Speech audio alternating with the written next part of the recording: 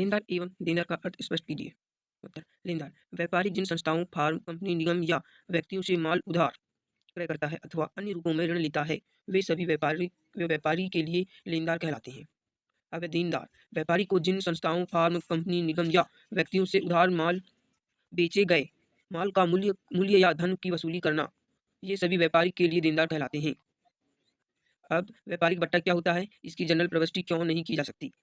Answer देखते हैं। व्यापारिक बट्टा: जब विक्रेता द्वारा अपने ग्राहक को माल के सूची मूल्य पर एक निश्चित दर से छूट दी जाती है तो उसे व्यापारिक बट्टा कहते हैं। व्यापारिक बट्टा बिक्री बिक्री बढ़ाने के उद्देश्य से की जाती है। इसकी दर प्रायः अधिक होती है। व्यापारिक बट्टे की जनरल प्रविष्टि कोई नहीं करता, क्योंकि इसे कैशे मीमो या फिर कैश मीमो अथवा बीजक के मूल्यों से घटाकर दिखाया जाता है। जनरल में लेख शुद्ध राशि से किया जाता है।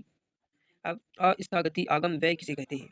ऐसे व्यय जो आयगत व्यय की प्रकृति के होते हैं, लेकिन उनका व्यय में भारी मात्रा में व्यय किए जाते हैं तथा जिनका लाभ हमें कई वर्षों तक प्राप्त होता है, जैसे विशेष विज्ञापन पर किया गया व्यय, प्रारंभिक व्यय। अब संयोजक दायित्व किसे कहते हैं?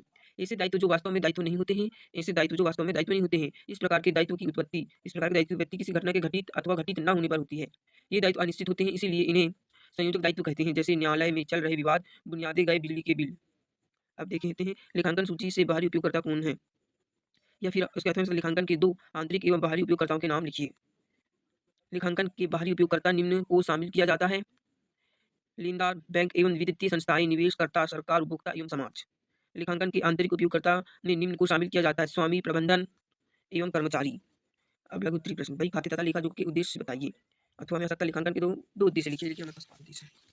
व्यापारिक सौदे का लेखा जोखा करना, व्यापारिक लाभ हानि का ज्ञान करना, व्यापार की वित्तीय स्थिति का सही चित्र प्रस्तुत करना, व्यापार के भावी नियोजन हेतु मार्गदर्शन करना, व्यापार के स्वामी, कर्मचारी, लेनदार, सरकार तथा समाज को आवश्यक उपयोगी उपयोगी सूचना उपलब्ध कराना। व्यापारिक बट्टा तथा रोकड़ा में अंतर स्पष्ट कीजिए तथा व्यापारिक बट्टा तथा नगद बट्टा में कोई अंतर में से कोई दो बिंदुओं को समझाइए। नगद बट्टा तथा रोकड़ रोकड़ को नगद बट्टा में अंतर। व्यापारिक बट्टा माल बेचते समय दिया जाता है, जबकि नकद भुगतान करते समय दिया जाता है। व्यापारिक बट्टा सूची मूल्य पर दिया जाता है, जबकि नकद बट्टा भुगतान की राशि आधार पर दिया जाता है। व्यापारिक बट्टे का पुस्तकों में कोई लेख नहीं किया जाता, जबकि नकद बट्टे का पुस्तकों में लेख किया जाता है। व्यापारिक बट्टा देने का उद्देश्य बिक्री को बढ़ावा देना है, जबकि नकद बट्टे का उद्देश्य तुरंत भुगतान करने से प्राप्त होता है। पूंजी से क्या आशा है? व्यापार का स्वामी जो रोकड़ा माल या संपत्ति व्यापार में लगाता है, उसे पूंजी कहते हैं। व्यापार का विस्तार होने पर व्यवसाय का स्वामी रोकड़ा या माल व्यापार में लगाता है। अब आहरण: व्यापार के स्वामी द्वारा निजी व्ययों से या निजी व्यय के लिए व्यापार में से जो रोकड़ा या माल निकाला जाता है, वह उसका आहरण कहलाता है। इस प्रकार यदि व्यापार की कोई संपत्ति अपने प्रयोग के लिए लेते हैं तो वह भी आहरण कहलाता है। जैसे व्यवसाय की कर का प्रयोग निजी कार्य हेतु करना। चालू संपत्ति एवं तरल संपत्ति में अंतर: चालू संपत्ति ऐसी संपत्ति जिन्हें 1 वर्ष के अंदर सुगतम से रोकड़ा में परिवर्तन किया जा सकता है, उन्हें चालू संपत्ति कहते हैं। ऐसी संपत्ति जिनका मूल्य निरंतर परिवर्तन होता रहता है, उदाहरण के लिए हरित या रोकड़ा, हाथ में रोकड़ा, बैंक में देनदार, प्रायः बिल, पूर्वदत्त व्यय आदि। तरल संपत्ति से आशा ऐसी संपत्ति है जिनसे अतिशीघ्र रोकड़ा में परिवर्तन किया जा सकता है। जैसे चालू संपत्ति में रहतिया एवं पूर्वदत्त व्ययों को हटा दिया जाता है, ये संपत्ति तरल संपत्ति कहलाती है। मूर्त संपत्ति, अमूर्त संपत्ति ऐसी संपत्ति जिन्हें हम देख एवं स्पर्श किया जा सकता है, उन्हें मूर्त संपत्ति कहते हैं। जैसे भूमि, भवन, प्लांट, फर्नीचर आदि। अमूर्त संपत्ति ऐसी संपत्ति जिन्हें देखा एवं स्पर्श न किया जा सके, उन्हें अमूर्त संपत्ति कहते हैं। जैसे खाद्यान्न, ट्रेडमार्क, पेंट आदि।